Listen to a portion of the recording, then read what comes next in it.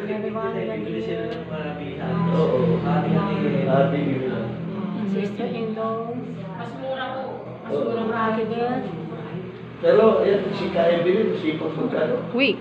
Arte, kahit malalayo. Oo. Kakalbas din una. Ordoneta City, Pangasinan. Sila po yung pinakaling kong bumabalik. Dapat doon ka nagsimula. Oo nga. Anong sabi ng Pilipino? Magkano to? Hindi mo sabi mo kanina, ganito lang presyo. Kanina yun. Wala pa. Away na naman. Wala pa kung pwede naman. Away naman na. Sila yung nagkano. Kasi kung pwede naman, mas mura, di ba? Hindi nila binili. Naghanap pa ng mas mura. Wala na. Binili na. Pwede naman ako sila. Pinagkwento sa akin.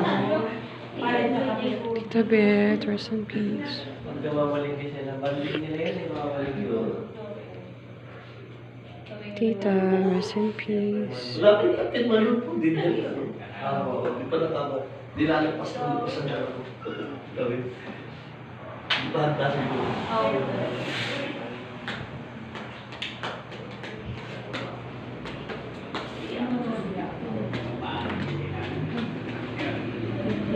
Kaya may picturean ko kayo. Kuya. So we're... Papa! Pa! Kaway, kaway. Tito.